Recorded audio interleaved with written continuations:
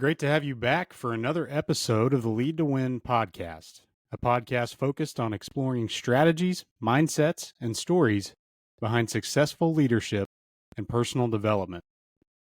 On today's episode, I have the privilege of visiting with Army Colonel Damon Wells. Damon is currently on active duty, stationed in Stuttgart, Germany.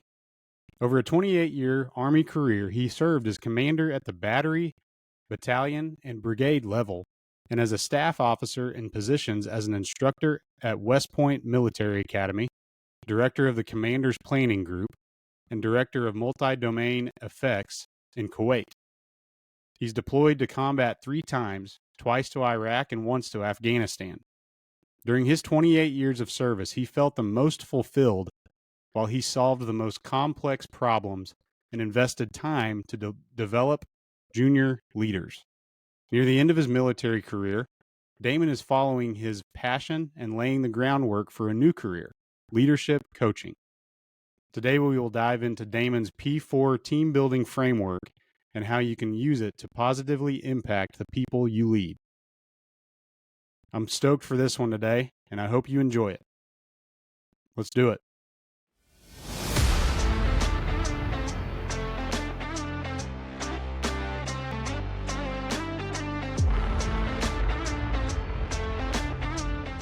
Damon, welcome, and thanks for coming on today.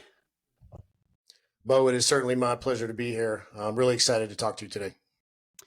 So you've had quite the military career. What's kept you in it for this long? I mean, the easy answer is I just love it. There's so many opportunities to, what it really boils down to is be on teams and be a leader and help other leaders grow and become, stronger, better leaders. But there's also what I guess most people would see as the primary thing we do, which is protect our nation's interest and, employ the assets that the Army gives us to win wars. So that aspect appeals to me too.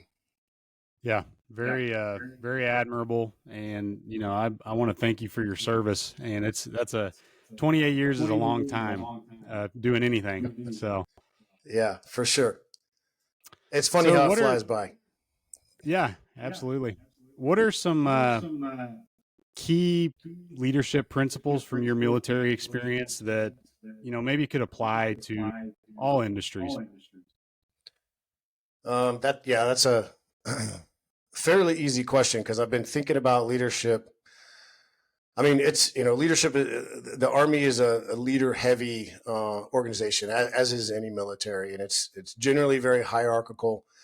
So you're exposed to leadership concepts from the very beginning.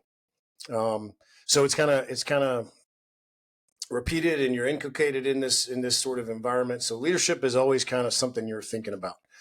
But I would say I really started to study it probably 10 or 12 years ago. Even if you're in leadership positions, until you there's kind of a switch in your head where I see where I fit in the organization. My view of the organization has changed a little bit as I get a little mature.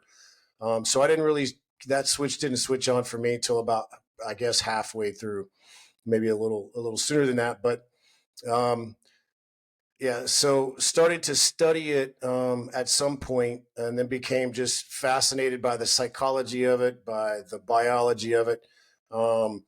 Even comparing leadership of social systems to complexity theory, drawing that personnel. There's been some research papers and some books on that too. So it's all very fascinating to me. So I kind of lean on things like that. I lean on complexity theory a little bit. I lean on a little bit of evolutionary theory and a little bit of biology. The way we respond to human interactions has a lot to do with leadership. So I think that's important to understand. And then just studying organizational culture and psychology and just people in general. So I've kind of got this framework I developed over the last, 8 or 9 years. It kind of evolved over time. So I really can't pinpoint when it solidified. But I kind of it's simple. It's called the P4 Teambuilding Framework. And because teams have leaders, the leader's impact on the team building is really important. So it's either a leadership framework or it's a team building framework. Mm-hmm. But the first thing is it's called the P4 model. So there's 4 categories and they all start with P. So the first P is people. And so your entry point, the thing you want to think about the most when you start this thing is the people. It's a complex system, and to understand a complex system, you need to understand the agents in the system as much as you can. And those are human beings in this case. So people is where you start, understanding the people and acknowledging that people, for the most part, are unpredictable. And that's part of what the framework gets you is if you understand people are unpredictable, then aggregates of people are also unpredictable. So your job as the leader is to create the conditions within this complex system so that the outputs are fairly predictable. I.e., if I gave you a bunch of random people and said, this is your job, a difficult job, you'd have a hard time organizing these people to do it. But if the group's together and the group's cohesive and the leader approaches it a certain way, I can set conditions so that just about anything I give the group, they'll find a way to do it if it's within the scope of what they've been trained to do. So holistically, that's what we're doing. But you got to start with people, and there's sort of an output for what you're looking for here. And because you're understanding the complex system in terms of the agents, what you want to do is you want to create some kind of bond between those agents so they begin to understand their place in the organization. And Mm-hmm. that bond is just simply trust. So focus on people first. And the thing you're focusing on is building trust. And by trust is generally they see you as a benign force that has their best interests at heart and has the organization's best interests at heart and will go to bat for them. And so they let their guard down and they feel like they're in a safe environment and they're free to explore a little bit and try new things. And they're not scared to give you bad news and things like that. So there's some conditions you have to set. You have to clearly articulate your goals. You have to clearly articulate what your expectations are for the team. And the best way to do that, unless the team is unique and that it's really top heavy or something like that. But on most teams, you can sit the team down and say, look, here's how I think the behavior between teammates ought to be. What do you guys think? Here's what I think our goals look like. Here's what higher headquarters or corporate has given me as our goals. What do you guys think? And you can kind of build this as a unit where everybody's got a little buy-in and people had a little bit more say in what they're supposed to do. I think that gets you a long way, and that's just a first step. And in the Army, we have this tendency to see sort of rough competition or playful competition, really, as a way to build bonding. But in this first phase, you have to watch that because people, if they don't trust the other people, it just turns into sort of malicious competition, and it's not having the team building effects that most of us, especially when we're younger, that we've seen happen when you have a good team and you can have a little competition and that works out really well for the team and it's part of the bonding process. If it's not a team that's built trust and built cohesion, it can kind of have the opposite effect. So I make sure I emphasize that with young leaders because that's sort of their go-to. Doesn't mean it can't work, but it's got some pitfalls. Mm-hmm. Okay, so the next P is partnerships. And it was easy to have 4 Ps. So what I mean by partnerships is simply teams, right? The team. This is, as you progress through this model, partnerships being the next focus, you really want to share, you really want to understand how to build cohesion. That's sort of your output for the partnerships phase. In the first one, where you're building member to member trust, and this one, you're sort of building holistic cohesion throughout the group. This is where they'll start to identify with the team a little more. Say, I have my self identity, this is who I am. But my team has this sort of identity too, whether it's because of a strong personality of the leader or, there's a principle from complexity. It's just called emergence. So certain behaviors will emerge and if they're positive, it's a good thing. And that can sort of be, just little things people say and the way we approach our job that can kind of become the unit's identity. But it's important to know this because as a leader, the quicker you can kind of get to a unit identity where they start to identify their own personal identity involves the team that they're on. The quicker you'll get cohesion and the more discipline and the better outputs you'll get. Being in the Army, I can tell you, cohesion in most cases is a function of how many hours you spend together. For example, when you're deployed in most deployment situations, I've been with the same few people like nearly 24 hours a day. We had just about every meal together. We worked together all day. We finished the day together. Every now and then we break and do our own tasks, and then we come back and talk about it. And the cohesion that you build in those situations is just off the chart because you run out of work stuff to talk about after about a month, right? So then you're going to say, I was just on the phone with my wife, her mother did this and blah, blah, blah. And you just know so much about the person because that's the person you're always with. And that's the person you just, going to share stuff with because your spouse is gone or whatever. Mm-hmm. Another kind of key thing to understand about this phase, and remember, we're walking through the phases of team building, is that, especially in the Army, but probably in other organizations, is what your team looks like here, if it's sort of gelling at this point, is hierarchical. So a normal organization has a boss and some managers and then, everybody else. So that there's nothing wrong with that, but that is not optimal for producing collective vision and everything. So what you kind of start with is an aggregate of people, you build trust, and then you get to sort of a hierarchical organization where they can do the stuff they're supposed to do, but they'll always go back to the boss. Okay, boss, what do you want me to do now? And that's not necessarily a bad thing, but it moves you to the next phase. Once you build a certain amount of cohesion, you get into the phase I call practice, which for us, practice is really training and then ultimately the job you're supposed to do. So how good you are at your job. And I talked about emergence already, but this is the difference between the hierarchical organization and the organization as it transitions to more less centralized organization. This is where you see leadership emergence. So that leadership behavior, because people trust each other, they're cohesive, they want to get the job done because they kind of start to identify with the team a little more and they don't want the team to fail. Leaders that aren't in official leadership positions will start to emerge from the team and have more influence. A younger soldier who's, squared away, takes care of himself, knows what he's supposed to do, smart, has a little bit of charisma, or, is an extrovert, will start to influence those younger soldiers around him or her.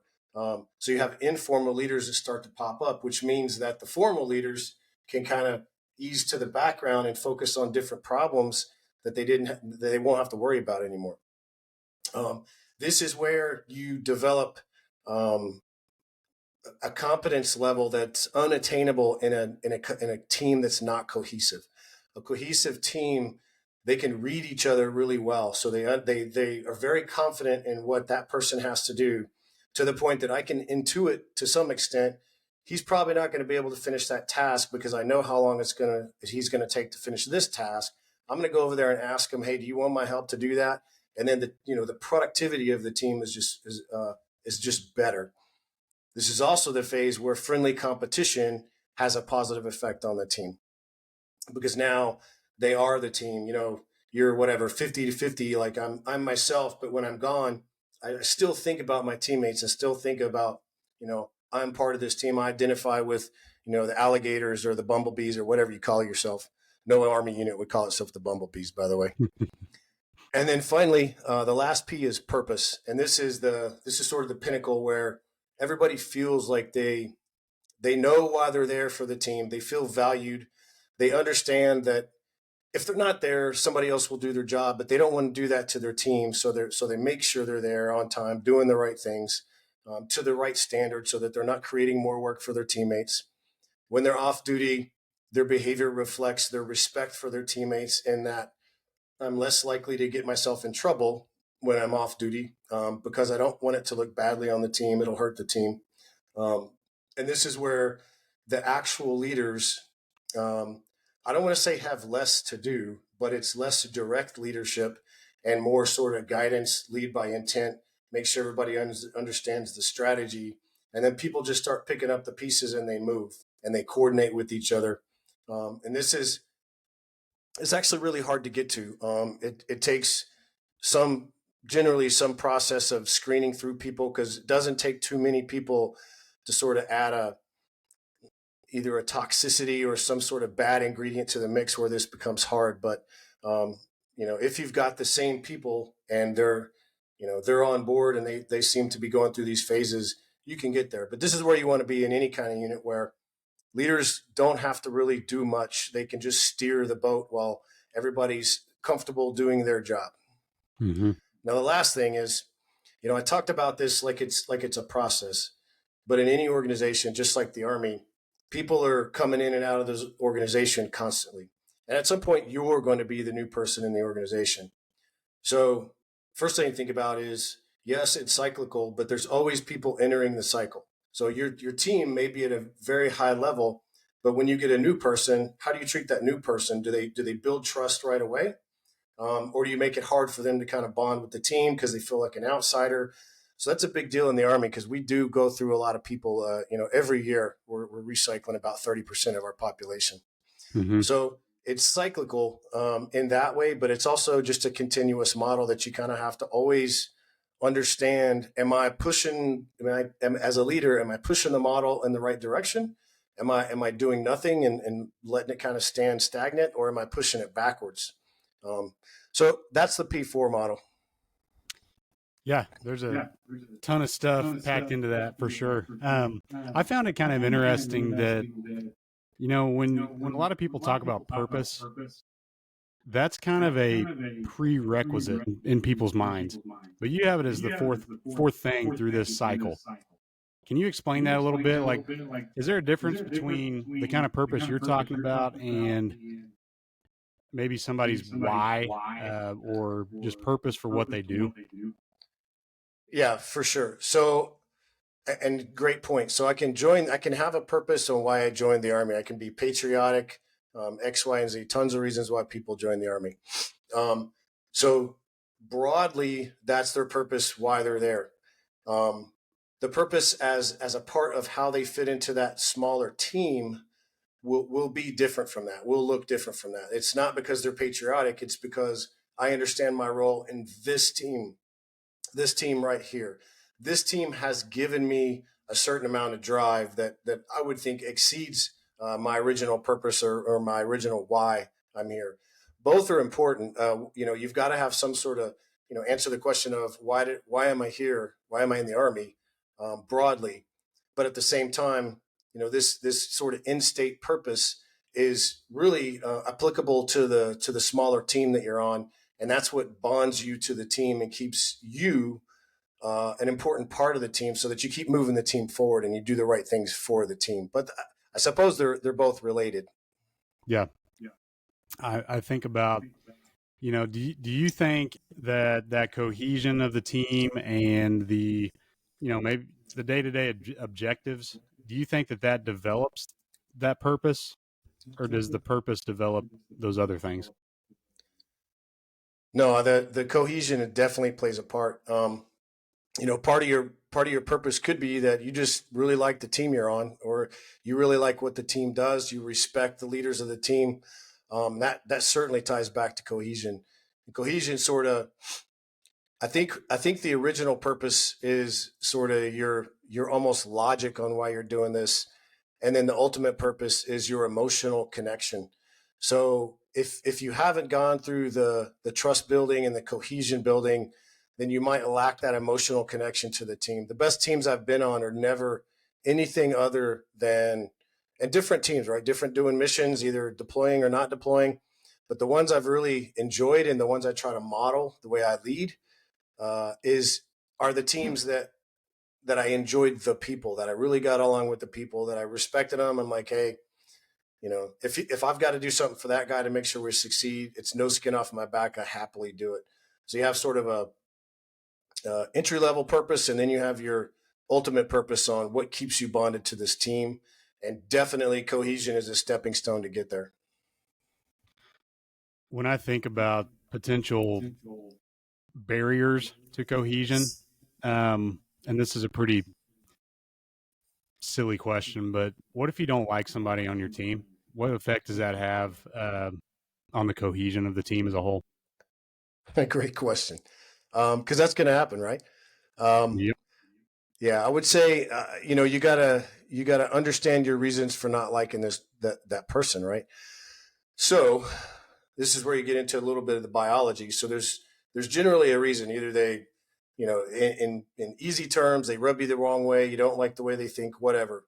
But in a more abstract sense, it's probably because there's some personality variables. You may be, if you're both very low in agreeableness, then you will butt heads, right? It's from the 5-factor model of personality assessment. So there's certain things like that. And like, to me, I always advocate for people to do some sort of personality assessment so they can know, they need to know that about themselves. And this is a great reason why, because if you are low in agreeableness and you don't really realize it, you just think all your answers are the best answers. And that's, whatever your plan you come up with is the best plan. And if you have someone else in your team that is exactly the same way, that's going to cause problems. So if you understand yourself a little better, you can ease back on certain personality characteristics to make sure the personalities of the team are complementary. And I'm not low in agreeableness, but I would imagine that that's a hard thing to do. But it has to start with understanding your own personality, and then understanding as best you can the personality of the person you don't get along with. And like, to me, it's, you've got to do some analysis on why you don't get along with this person, and maybe try to iron it out. If the goal is to make the team better, that should be the goal of both of you. Then there should be some common ground there. And it doesn't mean you have to give each other hugs and high fives all the time, but you've got to work together for the benefit of the team. Now, on analysis, if there's one of those people that's toxic and they don't get along because one of them is just legitimately a bad person, then that person shouldn't be on the team. Sometimes that's hard to do in the Army. That pushing people out for just having a bad personality is not easy. But it's something that needs to be, you need to really understand why you don't get along with this person, or why two people on your team don't get along. And generally it comes down to personality. I've seen that, but I've rarely seen it that, one is just an evil person, or just being just rude or whatever. So I guess sometimes that's the case, but that's just something that's got to be ironed out. So which one is the problem, or is it both? Sit them down, counseling. This is what I'm seeing. You don't get along with this person. Here's the reasons I see. It's just, it's going to take a little bit of work, but that's a great point, because it's not that uncommon. Right. And at the end of the day, sometimes people just have to be adults, 100%. Yeah, that's exactly right. Yeah. And we all deal with those kind of people. Talking about communication a little bit, is there any strategies that you've seen work in terms of cultivating a great culture of communication in order to help the team as a whole? Yes. So it starts a couple ways to look at that, right? So it's important to be able to communicate well as a leader. And what I mean is, like, when we talked about communicating your expectations and then reinforcing those expectations, if you don't communicate those well, then you might as well have not done it at all. So as a leader, the way you articulate how you want the team to be, and then set parameters. If you go back to the people phase of this, or the people dimension, you've got to set parameters on how people communicate. The team should be able to sit down, look at each other, and agree, okay, we want a positive climate on this team. Nobody likes being in a team with a negative climate. Okay, so this is how we're going to communicate with each other. I know it sounds silly, but sometimes things like that are what makes the difference between a good team and an average team. But sit down, set communication parameters, and then hopefully that helps you get you through the rest of the phases. But as a leader, you've got to understand, where does this organization need to go? What's the strategy? How are we going to do that? And then communicate that over and over again. And when I did it, I didn't do it so well on my battalion command. In brigade command, I used my sort of failure as a lesson, and I communicated it constantly. Every leadership development seminar I gave, I communicated the P4 model every time. And when you come up with your own model, you think people are just going to be like, wow, that's the best thing I've ever seen. I'm going to immediately take this home and memorize it. And of course, that is absolutely not what happens. So you've got to communicate it over and over until it becomes a little bit intuitive. Now, what we get in the Army a lot is we do command climate surveys, where people randomly or anonymously will fill out these surveys and give their thoughts on the command or the organization, especially the leadership. One of the things that always, without fail, comes back is there's communication problems. And what they generally mean is, I'm waiting around till 3:00 in the afternoon, and then you finally tell me I've got a job that takes 7 hours and I don't get to start till 4 in the afternoon when you could have told me first thing in the morning and nobody knew this was coming and blah, blah, blah. So what I try to do is, I think flatten the organization is the best term, but there's no sense in having stovepiped or closed off planning sessions. The people that are going to be executing the task need to be aware of the task as soon as possible, as one example. Part of the problem is that the Army writ large is just such a big organization. If something comes down from 4 headquarters above you, it may not get there until the last minute. So that's an institutional problem. But at the organizational level, communication is always rated as relatively poor. And part of the reason is we try to stovepipe, we try to get everything perfect. We take our time planning and organizing, and then we give it to the executors too late, when we could have told them yesterday and had them kind of prepared. But it's big. It's a habitual problem in most units I've been in, just because there's so many people to tell. Limited communication means that everybody wants to send everything over email, and if you don't check your email, then you're just out of the loop. But yeah, there's plenty of ways around that, but it starts with actually understanding that it's a problem. Yep. So back to the cohesiveness part. I come from the world of sports, and we talk about roles on the team all the time and accepting those roles, embracing those roles. Say I'm a leader that clearly wants to define roles on my team. Where should I start with that, and what kind of communication is involved in that? So the first step is you've got to understand the big picture for your team. How does my team fit into the larger organization? And that's because you've got to understand from what my boss or what the larger organization has asked my team to do will dictate how you parse that out as far as planning and tactics. So once you understand that, from my perspective as a leader, you can kind of digest that and get a feel for how you want to execute it. But I think, and it depends, but one of the best ways is to pull the team in and just say, look, this is what they need us to do. Here's what I think needs to happen. I think we need to do this project, this project, this project, and then do these meetings, blah, blah, blah, however you want to do it. And then you can say, okay, Bob, I think you're the best person to run this task. Jill, I think you're the best person to run this task. And then just kind of get some feedback. Say, hey, where does everybody sit on this? Can we do this? And then, as long as people are on board, you can let them switch some names around or whatever.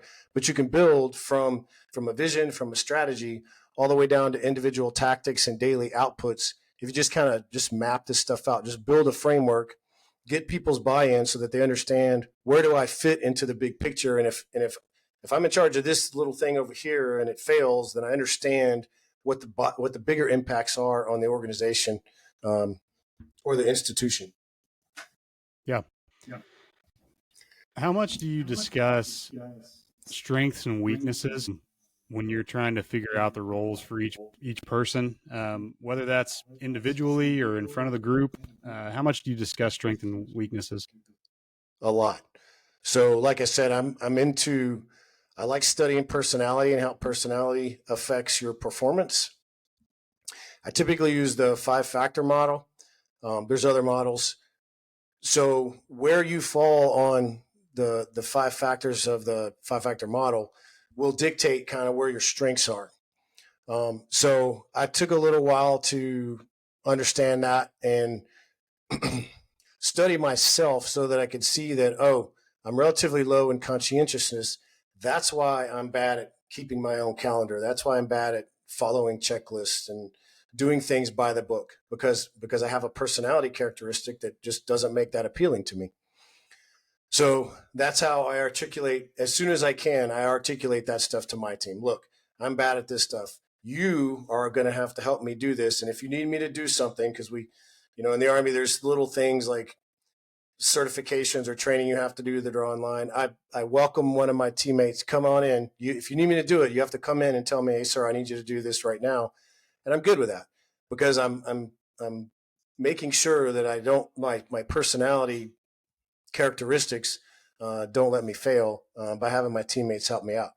At the same time, what I do when I counsel, we counsel each of our subordinates at least once a quarter. So when I do that, I go through the personality model. I kind of ask them, we talk about personality and I ask them what their strengths and weaknesses are. And generally they will correlate with how their personality is organized.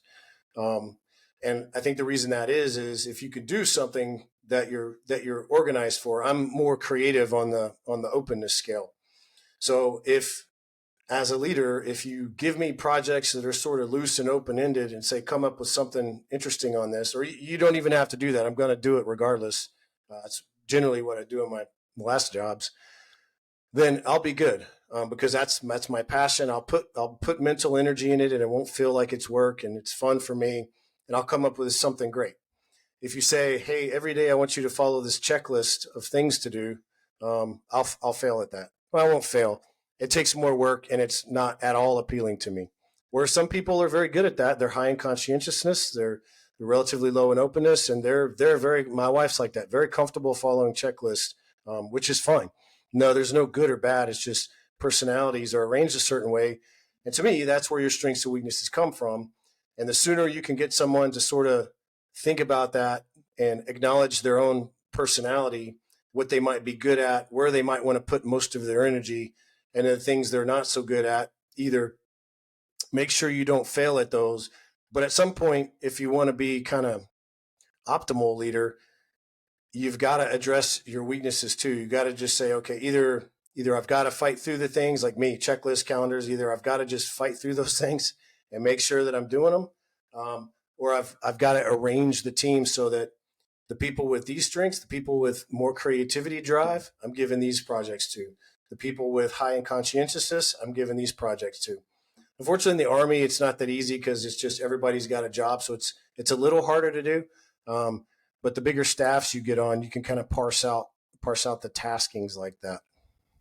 Yeah, I think measuring and analyzing, the strengths and weaknesses both of yourself and your team is something that could prove very valuable. Any tips or tricks on easy ways to measure or analyze both the effectiveness and where are we falling short, where are we strong at? How do we analyze that? You mean as an organization? Well, if I'm a leader and I'm really reflecting on my team's performance here lately, say I need to figure out, maybe I need to switch some roles around. So I need a fail-proof way of measuring, showing data to these people that I need to switch around or something like that. That's just an example, but basically measure and analyze the effectiveness of the job that my team does. How do I do that? Yeah.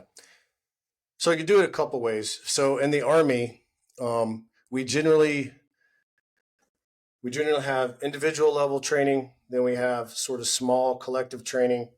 We have leader training, and then we have sort of large, big scale training that we do.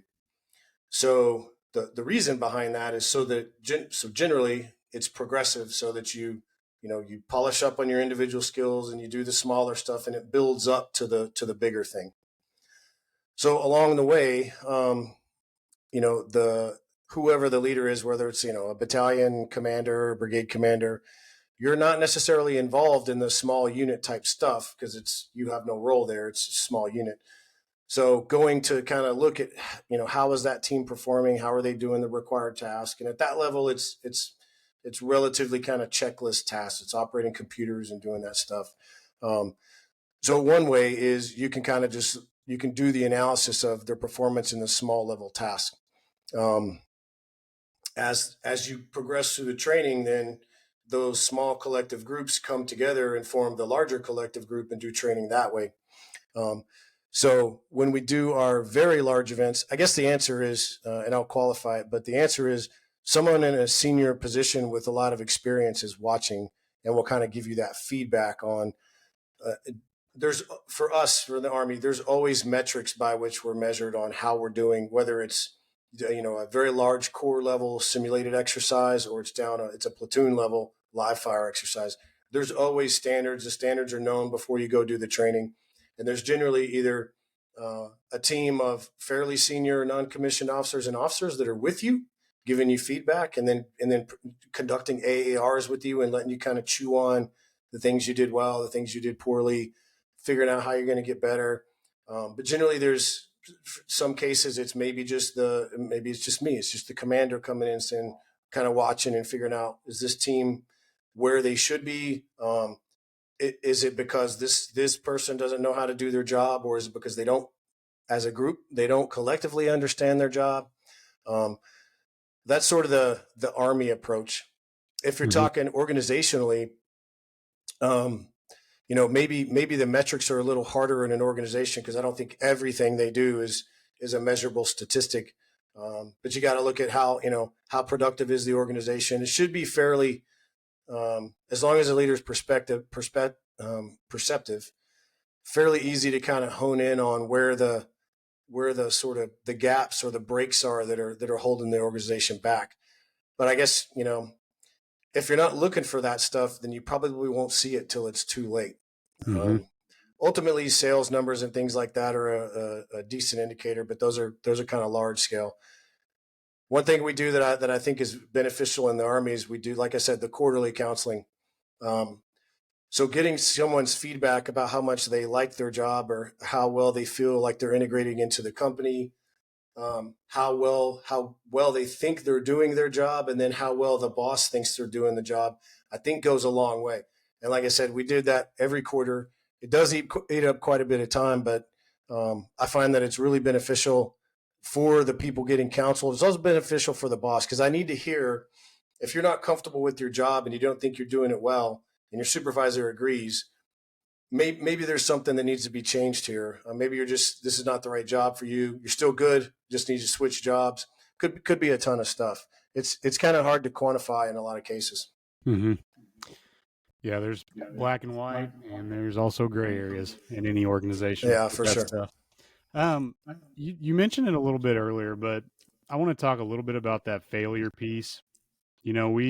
We work so hard to make sure our teams are as efficient as possible. We're cohesive. Maybe we've checked all the boxes of being an effective team, but at the end of the day, we're going to fail at some point. How does the Army handle failure, and how can their way of handling failure transition or apply to the outside world? It's a great question.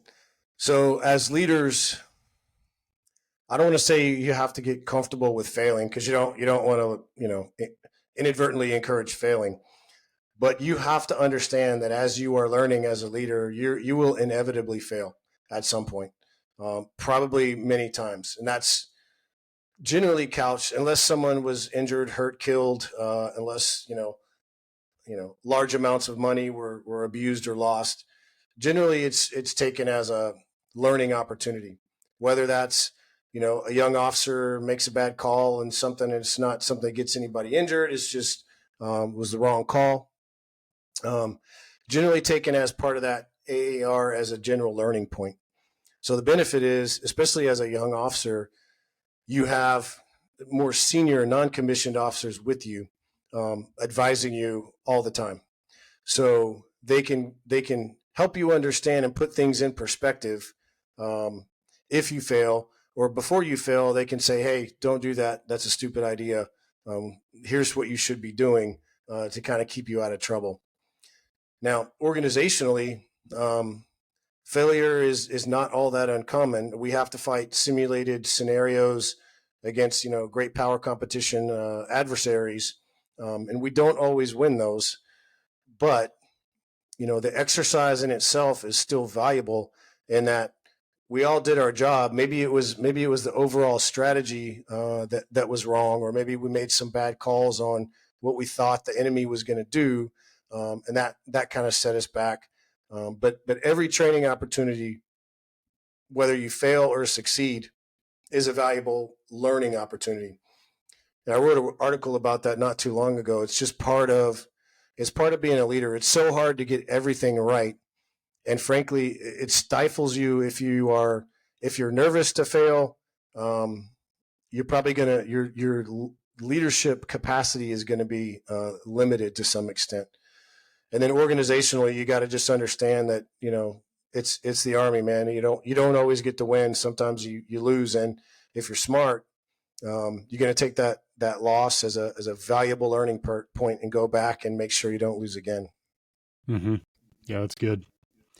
Couple closing questions. First off, I want to know, this is a personal question, but at the end of the day, what do you want your legacy to be, and what do you want people to remember you by?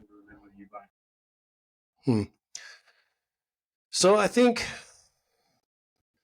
not anything extravagant, but I want to be known as a leader who actually cared about the folks that worked for him, cared about driving the organization forward, was in some way inspiring in that because of my example, someone tried a little harder to get what they were after, to get to accomplish their dreams, or anything like that.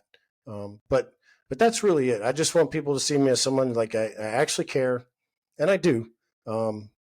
But sometimes as a leader, that doesn't always come through that you care. It's hard to interpret that sometimes from what you're telling the team they need to do.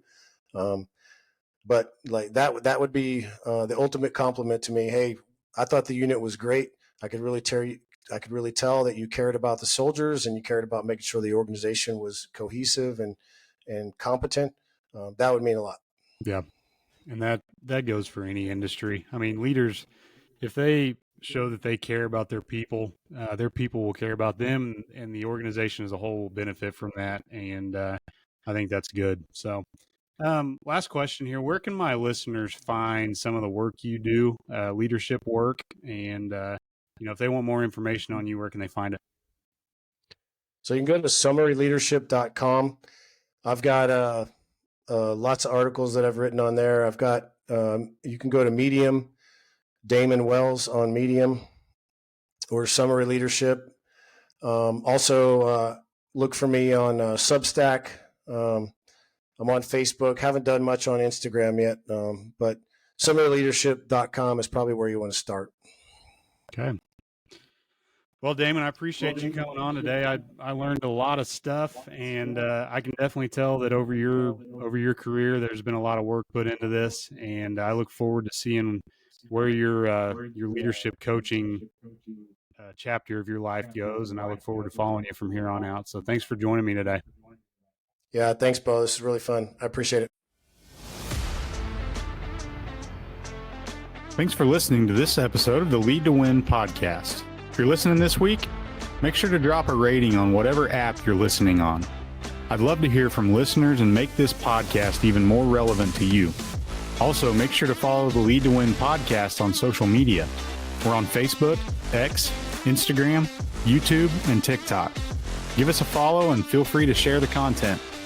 Again, thanks for listening this week. I'm your host, Bo Bergen. See you next Tuesday.